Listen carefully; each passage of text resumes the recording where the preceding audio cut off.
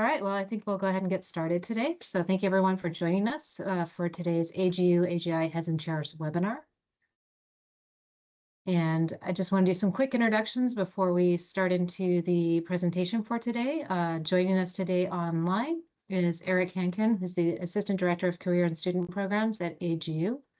Billy Williams is also sitting in with us from AGU today. And Christopher Keene from AGI, who's the Director of Geoscience Profession and Higher Education. My name's Leila Gonzalez. I also work with Chris over at AGI. And so with that, I'm going to hand the slides over to Chris to take us into today's presentation about defining workforce trends in an era of chaos. Chris, over to you. Thank you, Leila. So yeah, appreciate this opportunity to talk to everyone about what we're seeing in the current data about the geoscience workforce and some of the trends. And obviously all the disruptions and perhaps some factors that aren't quite as widely recognized right now that will be influencing the geosciences heading forward. And do want to acknowledge Leila as a co-author on this as well. So just to give you a sense of the presentation arc here, I'm going to start with a baseline context. I think we need just to reiterate, not necessarily new to a lot of folks that are online here, but some of the core benchmark data points that we can work from.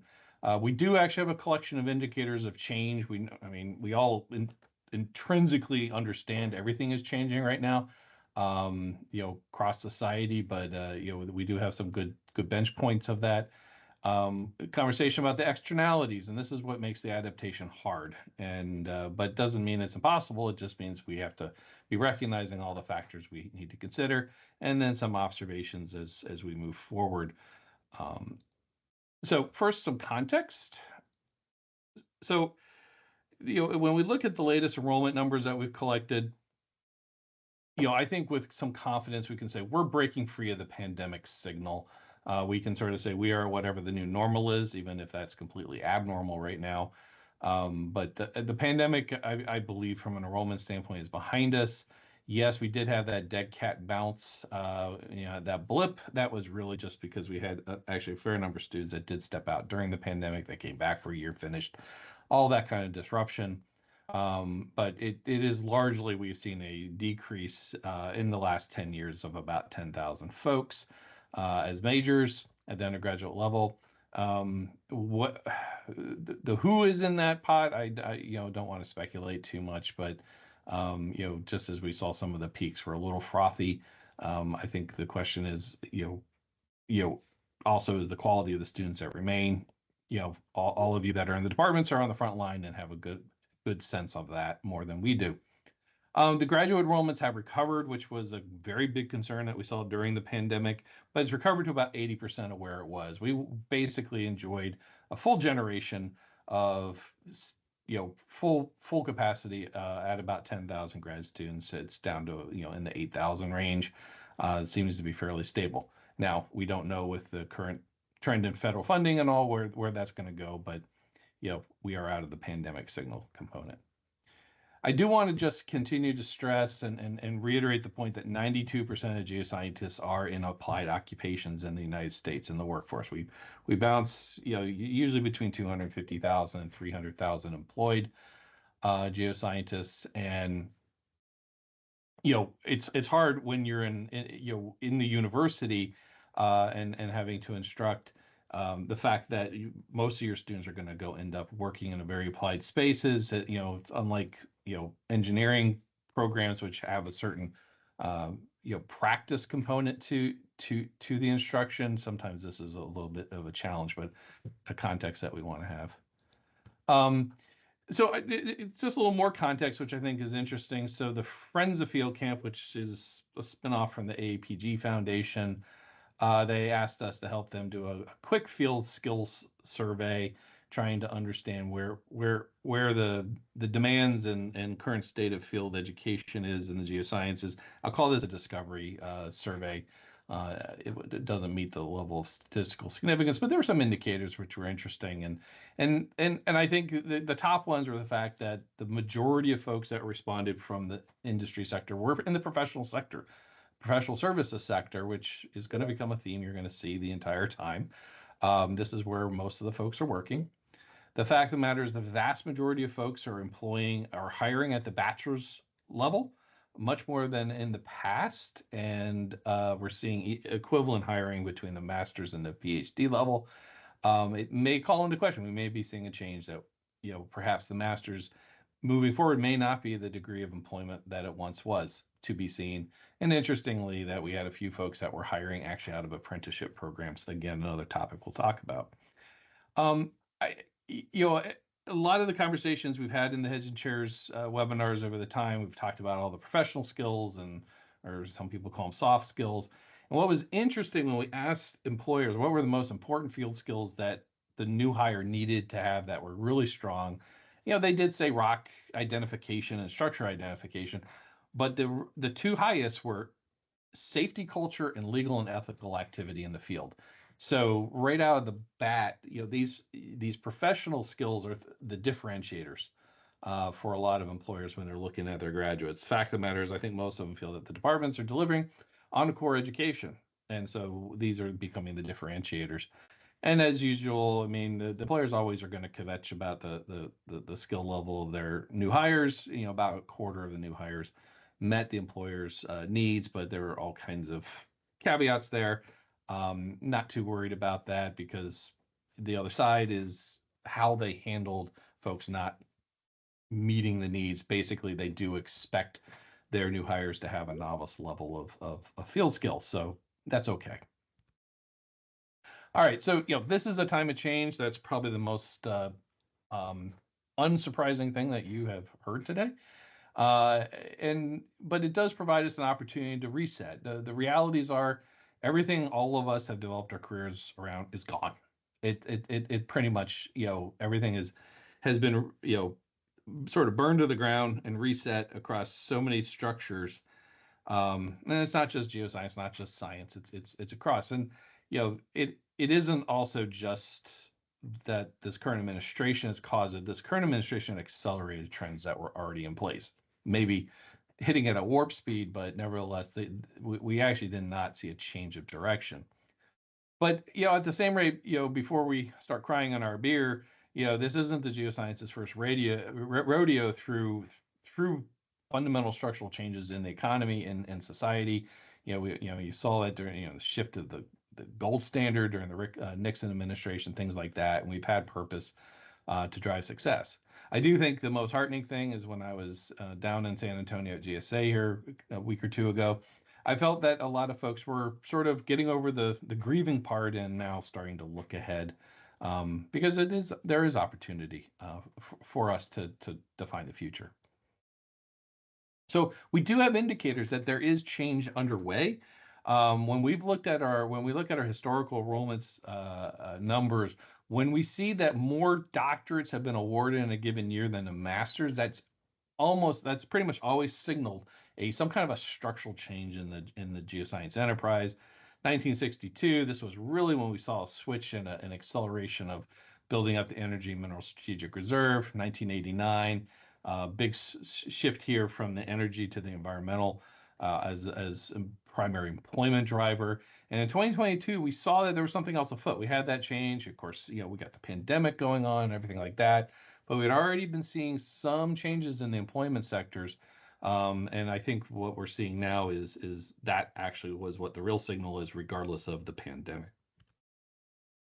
So when we do talk about this idea of having purpose, a common cause for the geosciences, and I think this is a conversation we collectively as a community really need to start having, because the Cold War, if you're as old as me or older, you would recognize, there was a common cause during the Cold War, and really the stability and security of energy and resources was really one of the key drivers for so much geoscience employment, so much of the science that we did.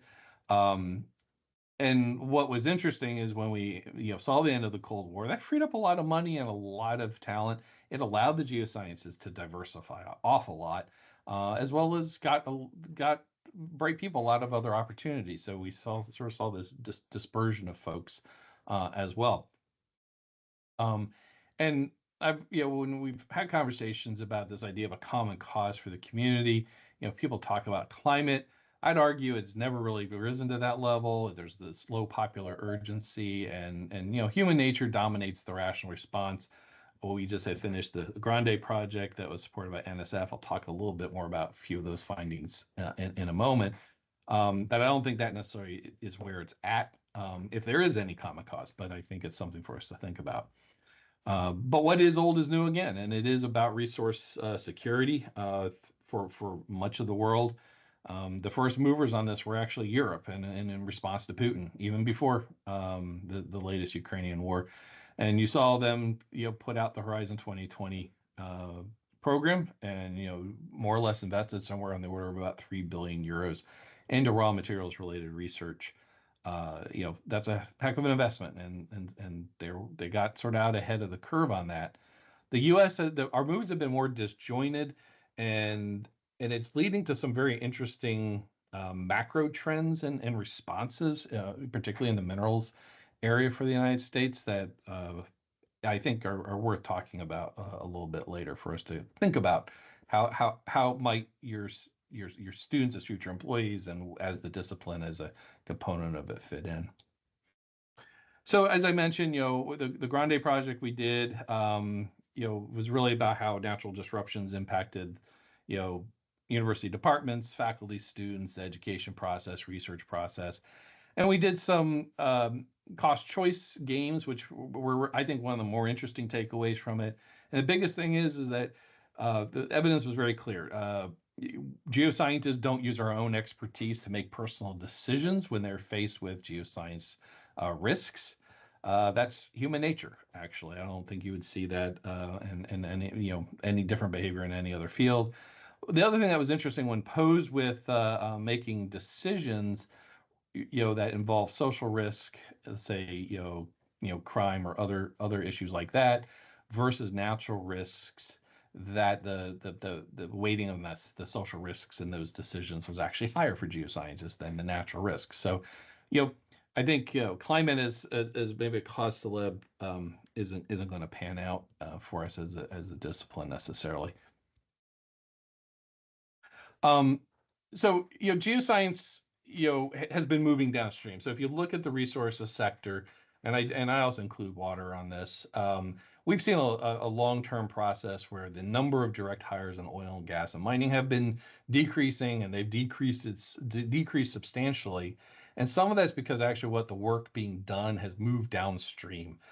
So we are less focused on having to identify new resources. It's still going on, but now the geoscientists are seeing increased use on the production side, on site management, compliance, infrastructure management, closure, community engagement, and license to operate. These are all really critical components in the resource sector, in which we're seeing geoscientists very gainfully employed. But it's fundamentally changed, the mix and how folks are actually working, who they're working for, increasingly into smaller firms, for instance.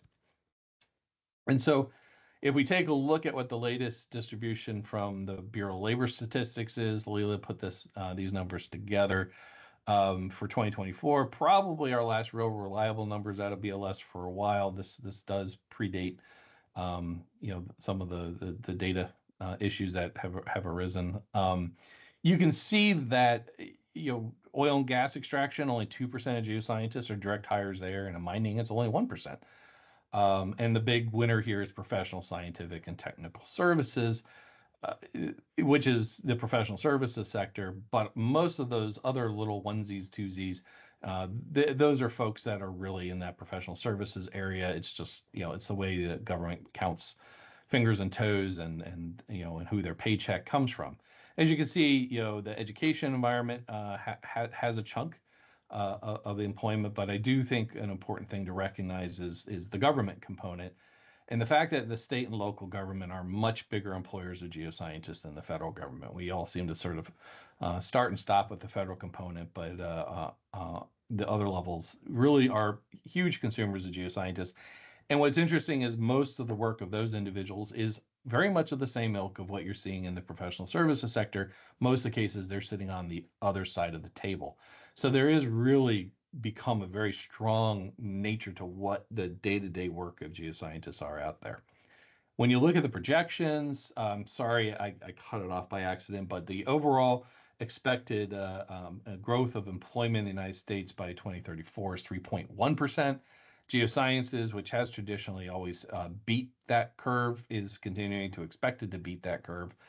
But what I do think is most interesting is if you go down to the professional scientific technical services, that's at 5.9%. So our largest single area is growing at a much higher rate than the base. So in essence, our strong area is expected to continue to grow more strongly. And you see the decreases in direct employment in oil and gas and direct employment in federal government. So, maybe some of our old, classic employment spheres are definitely changing. But I think one of the key things is understanding as we see these jobs move into the professional services sector, it's not that we don't have the energy and minerals and other work needed and going on. It's moved into these companies. In essence, the consulting firms aren't just doing environmental and engineering work anymore. We're seeing a broader range for many of them across a broader swath of geoscience applications, which the other side of it is particularly the new hires, they need that broad geoscience, geologic education to be able to appropriately address this wide variety of opportunities, and that's an increasing expertise. And so agility, and that the students have the core knowledge and are well educated in critical thinking, and that they can apply across all of this. What's interesting, I've spent most of the last 6 weeks actually at meetings with folks in this professional services sector. They're continuing to hire even in this current climate. It has slowed down a little bit because of uncertainty, but they are not having an issue of being overstaffed. Let's say they're still looking to hire. The nice side is they're in every county in the country, but they're anxious for good talent. But it is different in the sense, I think our students need to understand they're not going to necessarily go out and become like a staff geoscientist just providing a niche of support, but they are actually, as professionals, going to be expected to deliver specific expertise. So in essence, a lot more brain in the work that they're doing. And then you couple it with these expanding solution spaces where there's calls for more geoscientists. We just don't have the talent out there to fill it yet. But the critical mineral space, the entire vertical workforce there is really hurting. Processing and recycling, they're desperate to get geochemists engaged. They have a lot of interesting and challenging material management and separation problems that really aren't in the bailiwick of, say, chemists traditionally, which we were more focused on synthetic chemistry. Urban mining is an emerging area. It's certainly growing as a concern in Europe. We'll see more and more of that, I think, here in the United States, from both a standpoint of getting at historical resources, but also as we've improved footprints of material extraction. And ocean bed mining, not going to get into the politics of that. That is definitely a third rail, but it's coming. I mean, this administration has made that a priority, and I think if we see ocean bed mining move outside of territorial jurisdictions, which is a plausibility, then it becomes the wild, wild west. And I think it's a question for the geosciences and for geoscientists, what's your role in that? And, there's always the question of being, if you may not agree with it, but, is it better to be on the inside to make sure it's done as best as possible or not? So that's an interesting space. We do see lots of energy in the area, from the insurance and similar, capital assessment groups. Climate adaptation is big. No one wants to hear that the climate's changing. They get that. They measure it. They can see it in their bottom lines. They're looking for strategies for climate adaptation, whether in the architecture placement, you name it. This is a big issue to reduce long-term risks.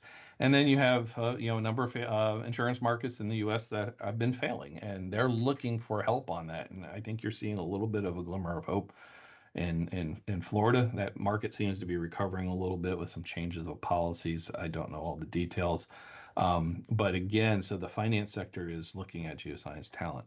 And water resources, this is always put up, oh, this is the emerging area. But what I think is interesting about water resources is I have been talking with folks is they're not thinking about drinking supply water or even industrial supply. It's agriculture is obviously a huge one. And the other side is fire. So people are thinking about water resources relative to wildfires. And so maybe I'm just not that creative, but I thought that was an interesting reframing for us since wildfires are out there as a big issue, and it's actually from our standpoint as much a water resource issue. So the externality, some of the things that we've been observing. I mean, the problem is these aren't things we can control, and we've got three big areas: demographics, technology, and policy impacts. But they are things we have to consider and may generate opportunities. So I know many of you have seen this, and I just want to reiterate, this is a population, curve from 2019. Hopefully next year we'll see the new batch of data since it's done on 5-year increments. But the reality is there's no feedstock for growth in the number of college-age students in the pipeline. If anything, it's decreased. Obviously, with changes in immigration policy, that's further negative pressure on that population. And for the sciences, we all are well aware higher education is definitely dominated by women in population and distribution. And though we do better than all the other physical sciences on our gender balance, we are still below what that curve is. So that means that's a headwind for us in recruitment. But I think the key takeaway here is, if the pool is not really going to grow organically, our programs have to become aggressive in their actual recruitment of students. And certainly, I'm sure many of you have seen other departments. Certainly, know the physicists are pretty good at that. Engineers tend to be as well. They make sure that they're out front and center and recruiting on campus. And I think this is going to be one of those kinds of things. As a culture, the geosciences have to think about, and hopefully we can try to highlight some folks that are being successful in that area in future webinars. So the other thing that was interesting, so I was at a powder metallurgy industry meeting. They're really struggling badly to find chemists and physicists, engineers, geochemists. So they have a serious talent problem. And one of the conversations was bringing up some work that sociologists were doing and talking about sort of generational, but also society-wide issues, and the fact that the appification of our life from the phones and everything is really is making us all just our decision processes are becoming binary or maybe multiple choice, because that's what they do. Here's your two big buttons, make a choice, and that they're actually measuring a increased fear of complexity across society, and in particular in the younger generation, because they've gotten so used to not having to make complex decisions. Yet science and engineering is complexity, so it's frightening. I mean, that's why probably everyone on this call is here, because we like it. It's an intellectual challenge. It's engaging. And so I think one of the things we have to think about, and this was sort of some of the messaging I was talking about, is so how do we take complexity as an issue and complex decision making and things to make it less frightening and more of an adventure? And how do we frame these kinds of issues? I thought it was sort of one of those random kinds of inputs that was certainly food for thought. And apparently they've been looking at countries, apparently in Europe especially, where the education system does not do much assessment that is multiple choice kinds of things like we do like incessantly at K-12 here, but really focus on essay, narrative responses, orals, and that they seem to be having easier time recruiting and retaining students into STEM pathways. So you could say the Socratic method is our friend. Have the conversations, have folks work out these issues. It's a little hard the way our education system, certainly for the students that are coming in, most of them are going to be pretty much assessed their entire time on multiple choice. But something to think about is how we pitch our discipline. The other thing that you certainly hear a lot as an externality is AI and how it's a menace to employment. Certainly being blamed for a lot of the displacements that you're seeing in high tech right now. whether that's really true or not is a question. But one of the things that's become clear in the labor literature is that AI is an employment threat to knowledge processors, people who just take some information in and transform it into some information out. That's an area AI is really, really good at, and is quite effective in the long run. And so that's why we're seeing things like middle skill jobs in geoscience are disappearing quickly. So things like, core logging, well logging, stuff like this. They're doing stuff that is relatively predictable and generating certain filters and information in and out. And AI is also very good at saying, I have no idea what I'm looking at. It's outside my domain. Boom, it will flag that. Then it goes up to the geologist to be looked at. And so that's the problem, is it's taking those middle skill jobs and it's erasing them.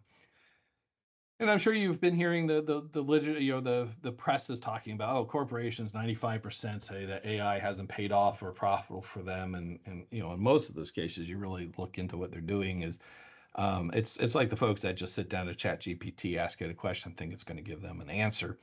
That's an interesting journey into fantasy. And so if they're wholesaling for a full solution from AI, yeah, I guarantee you they're not getting a return. But what you are seeing is where folks are embedding AI into processes and support as a structured transactional component to accelerate data management, filtering, what you name it, with very defined input, very defined output. It's very, very effective. For things that maybe are too complex for just a simple algorithm. This is where you're showing returns. So a lot of the software you're using, it could be Adobe, Microsoft, seismic processing, they're all embedding and using AI in their back end in the software. You're using it, you may not know it. It just looks like another function. But that's where this is really coming in and is being very, very successful. So at the end of the day, if you're ensuring that your students know how to do something, then they're more in a position to leverage AI as an efficiency and as a value builder in their work. And we hear that from the employers, and we also hear, also for folks, don't worry about the matching specific equipment programs, whatever. This, if the new hires have literacy in general areas, data processing, certain kinds of analytic equipment, you name it, onboarding is a lot better. They become much more attractive. So, the AI space is more complicated than, good and bad. Also argue departments are under threat like it's 1989. But I think there's a really critical difference. And this time the attacks are formulaic. It's not an attack on the discipline. And I don't think that we as a community culturally have completely moved on from the late 80s, early 90s, particularly when so many departments were under threat. It felt personal. It felt like it was because it was the geosciences. The big driver here is the business model of higher education is very different today than it was then. I'm sure you're all well aware of it. And that's a big part of the driver, because we're seeing these new policy wildcards. Austerity's back in. It has not been a real case in I think higher education, ubiquitously since the early 90s. But we are seeing, as many of you are aware, these formula-driven program trimming, generally these three-year moving graduate production averages. That's really hard. We're seeing our overall production go down. So that's a bit of a scary factor. We're seeing direct impacts, Ohio, Indiana, and Nebraska so far. We are starting to see signals in some of the schools in New York, for instance. And this will continue to spread. This is a difficult economy, as we all know. A lot of it had been elimination of Bachelor of Arts programs, some selected graduate degrees and certificates, which is sort of ironic. Administrators were getting rid of some of the fee-producing programs in this whole process, which doesn't make a lot of sense, but it seems like most of them are just looking at the actual number of people moving through. And we're seeing some departmental eliminations being proposed in Indiana and Nebraska. I'm sure everyone's aware of the Nebraska situation. So creates a difficult situation. I'm sure we'll be fighting these into the future, but it is hard to fight City Hall. It isn't about our community, so we have to really ramp up the rationale to keep the geoscience programs going. So The other wild card is actually about affordability, and what I would say are, I don't want to call them ham-handed, but um, some some some odd proposals that are coming out in state legislatures. The big one, which really concerns me, is the fact that there are a number of states that have eliminated the educational distribution requirements, so that students could actually go through a college education without ever, say, taking a science or a math. Um, somehow that this is going to reduce the cost for the students and help get them through it. Obviously, that's a huge threat for Geology 101 kind of uh, classes. But on the other side, I think the question is, that might be the overall university requirement, but what are the individual programs and their specific degree requirements? Are they going to actually let go of those distribution requirements? I don't know. I think it's to be seen, but that's a risk. The state control of accreditation, that obviously could have a whole lot of challenges, particularly in states that maybe are not big fans of science and what they might consider meeting whatever their standards are. Again, it's there. We're going to have to be cautious and recognize that this is going to be an issue. The other one that's interesting, is the sudden push for 3-year bachelor's degrees, and I believe there's 3 or 4 states that have bills going through with this, and I think it raises some interesting questions. I've heard some rationale where they're claiming, hey, if Canada and UK based systems can do it in 3, why can't we? Of course, they don't understand that year 11 and 12 in those countries are more like our freshman and sophomore year. But I think the other side is I'm not sure. I mean, it's an interesting question to debate. Would 4-year traditionally 4-year programs find a way to trim back their things, still award a bachelor's degree, and 3? I'm having a hard time imagining that. But what about some of the stronger community colleges? Would they then want to be stepping up? Would we suddenly have sort of a dueling class of bachelor's degrees in geoscience? I don't know. But it's another one of these proposals going through. What is interesting is, so there is a blue state model that's taking a whack at some innovation here in my home state of Maryland. They just announced this teaching registered apprenticeship program, which is a fascinating model in that the state is brokering so that school districts commit to hiring a student as a full-time paraeducator, getting paid full salary for that, while at the same time coordinating with the universities to offer the degree program and education in a schedule that is works for someone that's working full time. And part of the rationale is, for most teachers, they spend a better part of a year in practicum, in classrooms, through their methods and through their teaching, student teaching courses. So, well, it's a bit of like, well, wait, they're actually getting a lot of that experience through their actual job that they've been doing. So it'll be interesting to watch. And I think that, there are some companies out there that are looking at these kinds of, joint approaches. And I would encourage departments to think about, ways that, we might be able to help students move through by actually working at the same time in the discipline. With some of these professional services companies, as an apprentice or whatever, earning money. So it'll be interesting to watch this evolve, and hopefully, it's a positive space. So I do want to talk a little bit about some of the big macro things that are going on related to minerals, because obviously from a rhetoric standpoint, that's the big place for geology right now, is critical minerals. It's got everyone's attention. And really, some of the drivers on that, obviously, the COVID-19 supply chain issues really woke people up that we have some challenges. And the other side of it, we need it for domestic growth and employment, and it's a bipartisan win. The Democrats love it. It supports energy transition and jobs. The Republicans are liking it for national security concerns, and the fact of the matter, it wins on the campaign trail. So we don't have actual political pushback on this being a priority. We see the geopolitical dependence on China, and at the same time, we're deciding to compete more and more with China. So it is in that way becoming sort of a central policy space. And obviously, there's all these other, whether it's the tariffs or the Ukraine war, there's other things that are disturbing our mineral trade and stability. But what's interesting is then we have market reality. So this political rhetoric doesn't necessarily match with what the market actually does. The senior most folks seem to have a very poor understanding about mineral development dynamics. I'm heartened that we have a lot of folks in the mid-level of the federal government and in minerals policy, like the new USGS director and other, who really do understand this. I'm hoping that their knowledge and expertise will float further to the top to get some better decision making. But particularly the fact that mine development takes decades and it doesn't work in political cycles. And so this is a challenge. It's currently, because of that, it's causing what I think are some long-term poor decisions in the policy space. The other side is minerals don't have a high return. Generally, it's considered, expect 4% on your investment.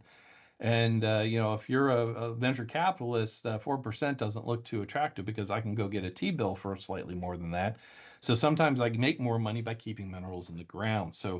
And then combined with the fact that we just don't actually have the ready workforce to make this happen. In fact, there was a paper in, I think, it was Science, this past issue about the fact that, this Australia-U.S. rare earth mineral deal is sort of a joke in the sense that where's the geoscience workforce coming to actually make that happen? And so what's interesting is we're seeing the U.S. become more of a state player, because we're not being driven on the market side. We're actually working on policy imperatives for mineral access. It's not because the factories are demanding it. We're demanding it because we know where we're going to need it. While at the same time, we sort of stopped our long-term friends and families approach to minerals that we started back, at the end of World War II. Maybe some reinvigorating, like with the Australia deal, but still, it's becoming a very much an internalized ownership issue. But they are leveraging taxpayer capital to get minerals now. The Big Beautiful Bill has over $7 billion allocated for direct mineral acquisitions by the U.S. Department of Defense. And you have seen that. They have been buying companies. They have been buying resources, and fundamentally starting piecemeal to nationalize the mining industry. The U.S. government's becoming a mining company by all stretch of the imagination. But a lot of it's about getting the minerals now. And we know it's this long arc. And so it's a bit of a Vince Lombardi, pay now to win and then let tomorrow take care of tomorrow. But that tomorrow is for us to have to deal with. So there may be opportunities, but something to think about. So we're really the U.S. is sort of acting like a national oil company, looking more like China within the sort of the global minerals model. That's a very different place than we've been in since the Cold War. So, what is the sustainability of that is I think a big question in my mind. Because as we look ahead, the big policy folks, they work on all these scenarios to sort of see, is there a way to get all these kinds of the rhetoric and the reality to match? And one of the things that's coming out, is the U.S. is moving very quickly. It's catching up very fast on where Europe is, and really trying to go mano a mano with China on this.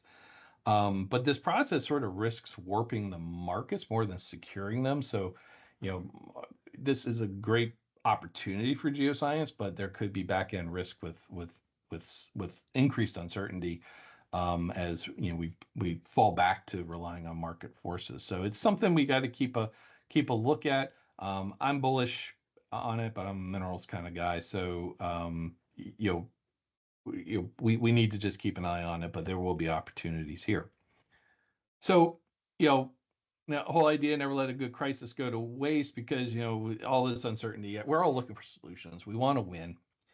And I think in general, we would all agree the simpler the solution, the better.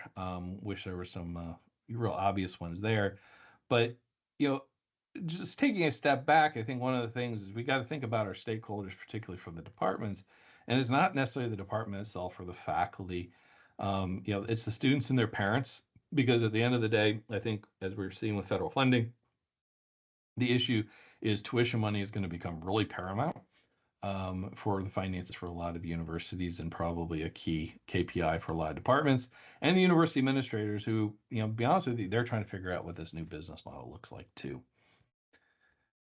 So it does bring in the whole issue of how do you attract more students, particularly in economic uncertainty. It sort of smacks to me of like the late 80s. I want a job. That's why I go to school. And this is where we're seeing licensure as a topic in geoscience really come to the forefront. We see a lot of students really interested. ASBOG is seeing huge amounts of interest from students, in taking the fundamentals exam, for instance.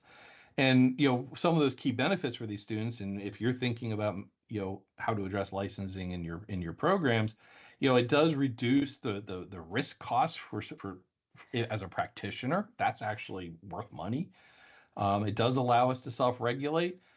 Did find out that apparently so far this year, because we've seen such a boom of activity, particularly in minerals, that the number of complaints filed against geoscientists for ethical and performance issues, through the professional licensing and other organization thing we've had as many this year as we had in the 5 years prior combined. But that's actually more of a function that the level of activity in that professional services area has just gone through the roof. It's increased so much. And there is an income premium. You're licensed, you're going to make more money. And we have seen for departments that have gone through the process to make their curriculums more licensure aligned, and it has not been a big lift for many of them. That was just sort of tweaks. It has allowed them to market that, look, you're going to have an employment-focused credential coming out, obviously attractive to the parents. And they're having success in saying, look, you come out, you take the fundamentals of a geology exam, boom, you're going to have a GIT. The students are viewing that's actually very competitive in their mind to getting an EIT as an engineer. So if we can actually be aggressively, courting good students away from engineering, all the better for us. And it's sort of, as we look back at vision and change, some of the recommendations, some are fading and some are rising. And a couple of the things that seem to be tools that might be helpful to think about is the whole idea of decomposing your curriculum into defined learning outcomes. Break down the courses, look at what the whole space is, so that you can then map your curriculum to the fundamentals of geology exam, if that's how you want to angle it, or to the market interested skills. So, and that includes if you're recruiting a lot of students that want to go into grad school, that's great. You can make sure that your curriculum is well aligned for that, or if they want to go into other sectors, there may be pathways there for that as well. It just makes it a little bit more flexible for you to define it. And I think the other side is because things are changing so fast, we really do need to empower the students to manage their own education in cooperation with the faculty advisors. And things like portfolios and IDPs, ways to demonstrate all the things that they've learned so that they can better communicate about the value that they can provide a future employer. And just to understand what that investment of time and money in their education has yielded. And I think that's actually important. And it's good for the departments that the students go, hey, there was a lot of value in what I went through. So I'm going to make a bit of a prediction that I would argue that I think the motion here is that in a generation we will be largely, as a discipline, professional. We'll be like doctors and lawyers, independent professionals who are each bringing broad but validated expertise on certain areas, working through firms. There is definitely evidence that most white-collar technical fields are moving in this kind of direction. Less of being a staff geologist or something like that, in a major company, but that we will all be bringing value to the table as given our experience and our knowledge, and again sort of supports that idea of particularly for the undergraduate students to be equipped with a good broad knowledge, strong education, ready to tackle a wide range of problems. The other side, the other thing that's really exciting is we have all these emerging new players. So really the first out of the block was Cobalt Metals.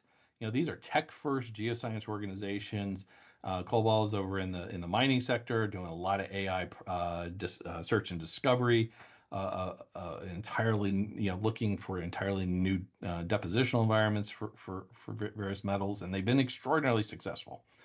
And they're hiring geoscientists. You got groups like Acme Atromatic, which is an atmospheric sciences company. You probably know it as My Radar if you have their app. But they're doing a heck of a lot of interesting stuff. They're even launching their own satellites. focused on ground truth, on collecting socially collected data. And if there was ever a privatization, National Weather Service, my money would be on them. And again, they're hiring folks. These are kinds of companies, and there's a whole range of these kinds of tech-first, geo-oriented companies that are out there, and they are doing a lot of hiring. So I think when we think about who's hiring geoscientists, the old names are going to be fading. They're still hiring. The Exxons and the Rio Tintos are still hiring, but not to the numbers, and they're not nearly as dominant in that space as it once was. It's a much broader space. So just in sort of wrapping up here, there is sort of this strategic future of solutions. I would argue we as a community really need to have a conversation about common cause. What is our common purpose to strengthen our position in society?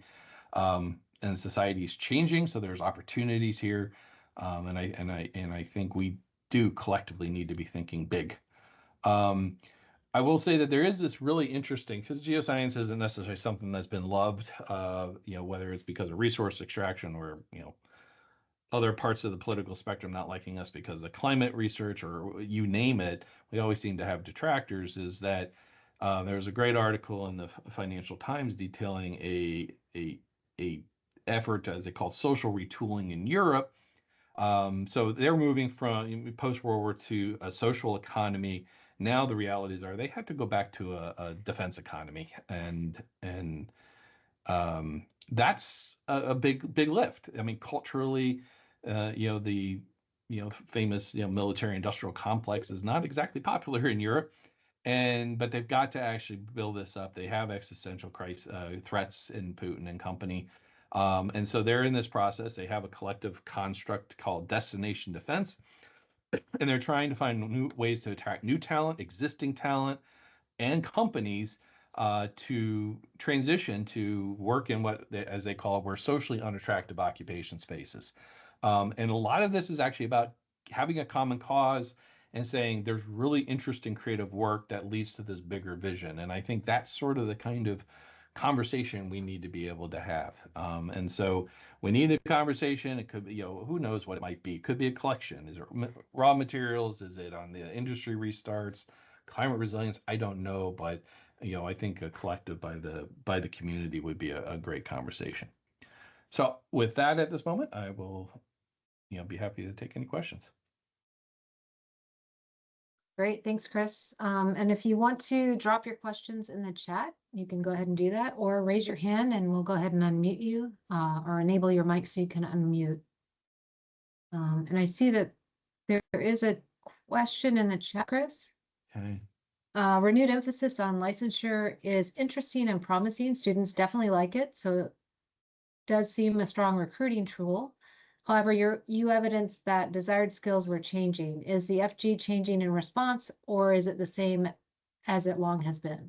Can you talk about that? Yeah, that's a great question. So actually, the FG has continued to evolve. They've actually dropped a few areas, like actually, believe it or not, related to ethics, focusing on the core geoscience. It's very broad. I would say it is recentered around strong fundamental geology, as is in its name, to better equip the students to go across the entire spectrum. So they do about every 2 years, they do a pretty aggressive re-looking at what needs to be in the exam. So it's actually been fairly dynamic, and they actually now on their website they actually list out all of the areas, and I think you'll see that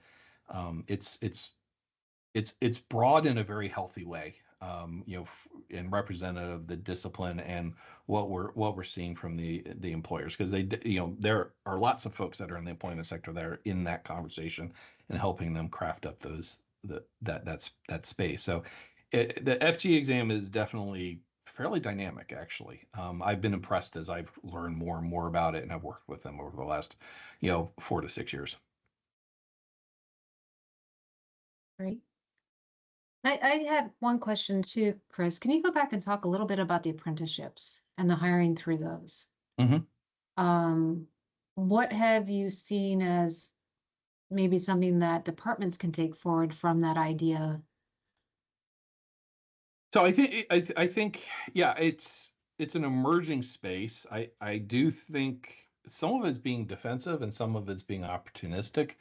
Um, I'm aware of a couple of the professional service companies that we don't have geotechs. We don't really have a chain to produce it, so they're actually out recruiting really bright high school graduates and community college students to come on board as full-time geotechs with the intent that as they are there, and it's as an apprenticeship, that then they'll through the educational benefits of the company, you'll be able to go on and pursue a geology or engineering degree as appropriate, with company support. And so that's a pretty transformative opportunity space um, for that. And so I think if departments are having conversations with some of the companies in the area, that they serve, there might be some collaboration opportunities right off the get-go and to create some kind of coordinated program. I think the other side is that there are plenty of groups that may not be through the traditional pathways that may want to try to ferment a new pathway, not necessarily through the university programs. Not sure what that would look like, but I think we have to recognize that certainly in my lifetime, I've never seen uh, such a open market for new ideas for post-secondary training and education. So I think it's an awareness there.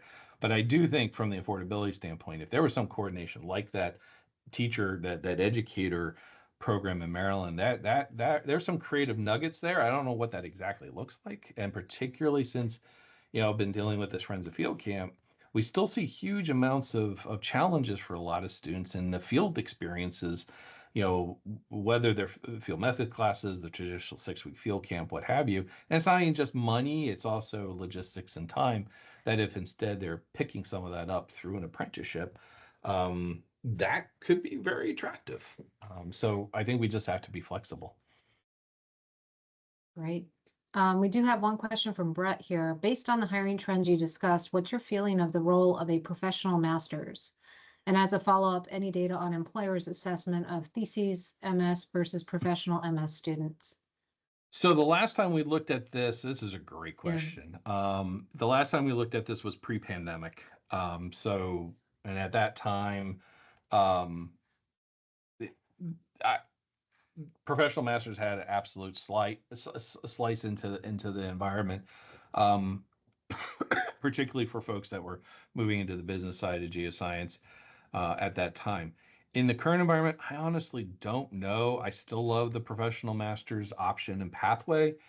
Um, and I will say that employers, the last time we did the survey, the employers, if I remember all this right, they liked the professional science masters. They liked masters with thesis. They didn't hold nearly as much respect for a non-thesis master's otherwise, because a good PSM program will have a culminating project, case study, whatever. So they've gone through that sort of integrative analysis, which is, I think, really what the employers seem to be looking for in most of those cases. Yeah, this is one of our hopes here. We're trying to secure funding to really relaunch a bunch of our surveys. And this is a really high priority, is to try to understand what the state of the masters is at this point. It doesn't look like we have any other questions in the chat at the moment. If anyone wants to raise their hand, we can enable your mic. If you've got any questions for Chris or me, or drop them in the chat, then we can moderate them out from there. Troy, I'm going to go ahead and enable your mic. Hello, can you hear me okay? Yep. Yes, we can. Thank you. So quick question. So we're going through this demographic cliff, and obviously that's decreasing the total number of students, at least of sort of classic age for undergraduates. And thinking about BS programs, such as the one we have here at Columbus State, one of our challenges is actually how to get high school kids actively engaged, because there's not a lot of curriculum in which they're exposed to the geosciences. And I wondered if you had any thoughts about how we do that. Like, we're recruiting much more effectively in our programs in environmental science, where they're getting exposure to AP environmental science, and also in astronomy, because there's a lot of sort of public information out. There's a lot of programs and things that they watch on TV and YouTube. But the geoscience has been a much harder nut to crack. Do you have any suggestions or thoughts about that? If I had the answer for you, I wouldn't be here. I'd be rich and somewhere else, because I think that's been the $1 million question. I do think, one of the emerging trends that I've been seeing, where a couple of geoscience programs have taken advantage, are the dual enrollment courses.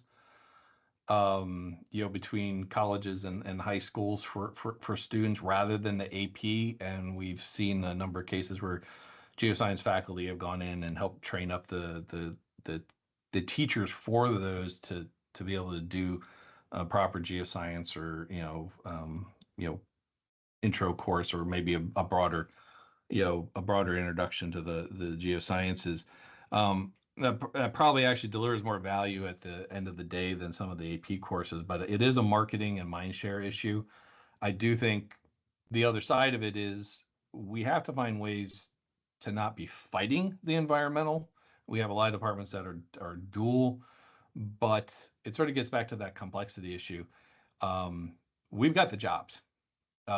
If you're coming out with the geoscience, that core geoscience component, you're moving into a licensure space, you're bringing the technical chops to it, you're going to be able to work in this space and have direct impact. You're not just talking about it. And I think getting the students sort of motivated into the real doing side, probably is one of those, kind of pathways. But, I think my sense is, there are a couple schools that I know that give like release time to faculty, like once a month, to go recruit, talk to kids at schools, go to events, whatever. And I think it's finding in your target communities, what is the messaging that actually resonates, because we did a few things where we had success in places like Georgia, and then tried it in Texas, and it was a complete utter failure. So I think it is there's a lot in the community, culture that's going to be key to that. So I wish I had a better answer for you, but it unfortunately it does not seem to be a one size fits all kind of scenario. We have one last question that we think we can take with our time. Barb is asking, what are the soft skills that universities should also teach students to help them succeed? Can you talk about that a little bit? Sure. So one of the most interesting takeaways that we had in when we were doing the vision and change with the 1,000+ folks and everything, and all the feedback, was the fact that most of those soft skills a good chunk of them are being conveyed in the curriculum, but what we don't do is actually helping them highlight. So classic one is project management. And so you got a student going through a senior thesis process, or some kind of a semester long project. There is a whole slice of project management that goes into that, and helping them identify and bring those kinds of components out. That's one of the reasons why the portfolios and the IDPs are encouraged, because it's a way to have that conversation, to think about it, writing skills, things like that. I did find it extremely interesting to see that field skill survey come back and say ethics and safety, they are these cultural, I'll say it's like these cultural issues, of how to be a professional, write well, write clear, communicate, know when to engage, it's sort of all those sort of habits of mind and the like. And so I think that's always going to be one of the questions is, and everyone on this far better on the pedagogy, but how much of this really needs to be explicitly taught versus modeled and encouraged through that modeling. So I think that's maybe a bit of a cop out, but that was one of the things I think we still get affirmation from folks about the professional skills that are listed in Vision and Change as being pertinent. They just don't seem to be changing. The communication being the biggest one. That's the nonstop complaint. So many of the students just don't know how to write, don't know how to communicate clearly and effectively. And that's just practice. That's modeling as much as anything. So I don't think that changes. It's probably the same thing. Folks were complaining to your faculty when you were coming out of school. I think that's pretty much a universal, but any way that we can model and help folks identify, yes, I did have a project management experience. Yes, I did improve my writing. I social content. So the other two was social impact and context. Actually, from a more analytic standpoint, that's come through. Not just I feel good because I did X, but actually how does it impact the economy of a person's life or the economy of a community or whatever. That one comes through. And the other one is regulatory compliance. So law following. And that's been something that's been called out, that if you have any space, even for one credit on how to look at regulations, how to follow up and meet regulatory requirements and understand what that means, has come up as a big one, and with very specific complaints. In one meeting I was at from a number of folks in industry, that the geologists and the engineers are really struggling actually in their products meeting all of the regulatory requirements. So it's sort of like this law following kind of issue, that there's what we know is right, then there's what is written kind of issue. And I think that's all we have time for today. So I think we can go into the wrap-up slides. Yep. So I just want to make a real quick push. So, AGI's for the last 60 years been producing a directory of geoscience departments. We've now released it as a web app. $25 a year annual subscription. So the print version, it's just getting too expensive. It would be like $60 to do the print. So we're moving over to the web app. So, would encourage you, if you need to dig into where all your colleagues are and the expertise, this is a great resource. Just wanted to make sure everyone was aware. Plus, we're going to be moving to a quarterly update process. So you'll be seeing emails from me asking, for if there are any changes in your department. And then just for our final slide, we will be doing our next Heads and Chairs webinar on December 5th. We'll be opening registration for that by next week. I will be sending out emails to everyone as soon as we have that registration open. But just save the date, December 5th, 1 to 2 o'clock Eastern time, and we'll be following up with some more information about that. And then if you want to view previous and other upcoming Heads and Chairs webinars, the link is there on the slide. And I will be sending out notice to all registrants for today as soon as we have the recording and slides from today's webinar posted online. So stay tuned and look for that notice in your email coming soon. So thanks everyone for joining us. Thanks, Chris, for a great presentation and discussion. And we will see you all next month.